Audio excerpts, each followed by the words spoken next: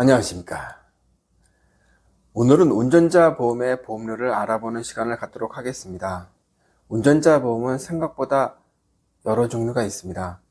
자가용 운전자 보험, 버스, 택시, 화물 등 영업용 차량 운전자 보험, 대리기사 운전자 보험, 배달용 오토바이 운전자 보험, 자가용 오토바이 운전자 보험 등 시중에서 판매되고 있는 모든 운전자 보험 중 가장 저렴하게 가입하는 방법과 그 보장을 설명드리도록 하겠습니다. 먼저 자가용 운전자 보험부터 알아보겠습니다. L손해보험 기준 남성은 월 6,806원입니다. 여성은 6,774원입니다. 운전자 보험의 주요 보장은 모든 보험사가 다 같습니다. 여러분은 그냥 가장 저렴한 데가 어딘지만 확인하시면 됩니다. 보장 내용을 보죠. 교통사고 처리 지원금, 즉 형사합의금이라고 하죠. 2억입니다. 6주 미만 교통사고 처리 지원금 1천만 원 추가로 들어갑니다. 이거는 스쿨존 사고 시 추가로 보장받는 내용입니다. 교통사고 대인벌금 3천만 원 한도, 대물 500만 원 보장됩니다. 변호사 선임 비용은 5천만 원 한도입니다. 변호사 선임 비용은 내가 낸 사고로 인해 재판이 열리는 정식 기소 시, 또 내가 낸 사고로 인해 약식 기소되어 벌금형이 선고되는데, 근데 이거 내가 보기에 너무 억울해요. 그럼 어떻게 합니까? 항소해야죠. 항소하는 방법은 정식 재판으로 가는 방법밖에 없는데, 이때 변호사 선임 비용을 보험사가 지원해 줍니다. 이런 일은 아주 드물지만 가끔 버스 기사님들이 승객하고 다툼이 발생하는 경우를 보게 됩니다. 저 같은 경우도 이런 경우가 3번 정도 있었습니다. 그때 약식 기소 불복으로 인한 변호사 선임 비용을 보장하는 내용이냐 아니냐는 제법 중요한 이슈가 됩니다. 자가용 운전자들은 이런 경우가 별로 없죠.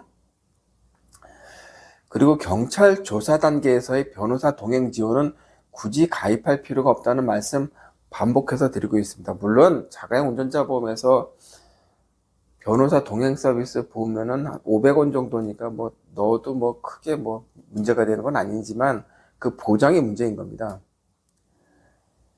경찰 조사가 무서워요, 잠이 안 와요. 우리 광고에서 한문철 변호사 하는 광고에서 그런 거 많이 보지 않습니까? 무서워. 이거는 내가 정치범이나 양심수거나 그럴 경우는 무서울 수 있지 않습니까?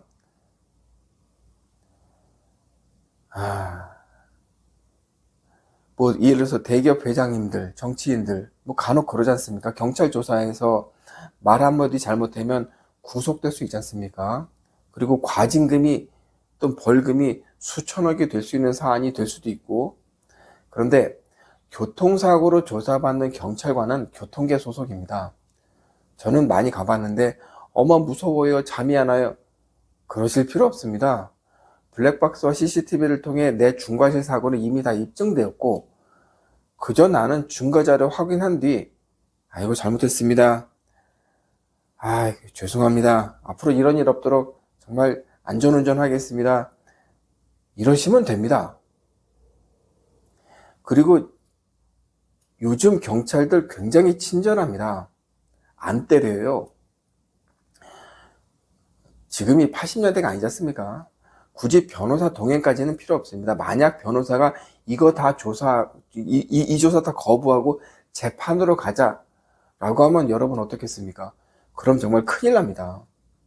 변호사의 이익은 경찰서 동행 서비스로 이익은 별로 없습니다. 이 사건을 재판으로 몰고 가야 돈이 된다 이겁니다. 그러면서 그럴 겁니다. 이 비용 운전자 보험에서 다 나와요, 걱정하지 마세요. 이런 멘트 어디서 많이 들어봤죠. 전문병원 의사들이 그러지 않습니까? 로봇 수술 이거 1200인데 실손보험 있으면 거기서 80% 90% 다 나와요. 거기서 다 보장받도록 내가 진단서 깔쌈하게 끊어줄 테니까 이런 식이죠. 여러분 이렇게 생각하시다 정말 큰일 납니다. 보름 전 실제 사고입니다. 울산에서 일어난 실제 사고입니다. 병원 구급대 소속 운전기사가 저녁 식사 때 소주 반병 정도를 먹고 본인 자가용을 운전하다 접촉사고를 냈는데, 상대방 차량 운전자와 시비가 붙어 상대 운전자가 경찰에 이 사람을 신고하게 됐습니다. 경찰은 음주 측정을 한 뒤 바로 경찰서로 연행하여 운전자를 조사하게 되었습니다. 제가 볼 때는 음주량도 그렇게 많지 않아서 면허 정지쯤 되지 않을까 했는데, 그리고 이제 벌금 정도 나오겠죠. 그 정도 이제 약식 기소라고 합니다. 그 정도 나오지 않을까 했는데 이분이 이때 변호사를 선임했어요. 왜 했는지 잘 모르겠지만 어쨌든 선임했습니다. 변호사는 약식 명령서 받는 수준의 판결에서는 아무 소득이 없지 않습니까? 그래서 이 사건을 정식 재판으로 몰고 갑니다. 결론은 어떻게 되겠습니까? 실형이 선고됐습니다. 실형. 네. 물론 법정 구속은 안 됐지만 집행유예가 나왔습니다. 무섭죠. 네. 당연히 면허는 취소되었고요. 다니던 병원에서도 퇴사하게 됐습니다. 면허 정지와 벌금 정도 선에서 마무리될 걸로 기대했는데 실형이 선고되었습니다. 교통사고에서 변호사의 이익과 나의 이익이 맞지 않는 경우가 비일비재합니다. 변호사 비용으로 나간 돈이 500만 원입니다. 그 돈 벌금으로 냈으면 끝날 사안이 이렇게 커졌습니다. 오늘은 자가용 운전자 보험 설명하다 시간 다 보냈네요. 오늘은 그래도 자가용 오토바이 운전자 보험까지는 설명해드리고 다음 시간에는 영업용 운전자 보험을 몽땅 설명해드리겠습니다. 요즘 바이크 운전하시는 분들 많습니다. 50cc, 125cc, 250cc, 그거보다 더 무거운 것들. 일단 보장부터 보시죠. 이륜차 교통사고 처리지원금 5천만 원, 이륜차 교통사고 처리지원금 6주 미만 500만 원입니다. 이 두 개의 보장이 오토바이 운전자 보험에서만 적용되는 보장입니다. 혹시 오토바이도 운전하고 자가용도 운전하시는 분들은 오토바이 운전자 보험을 또 가입해야 하는지 고민이 있을 수 있습니다.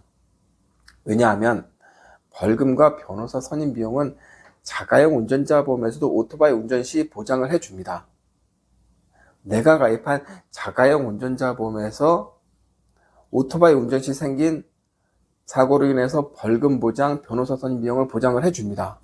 다만 운전자 보험을 가입할 때 내가 오토바이도 운전한다고 고지를 하셔야 합니다.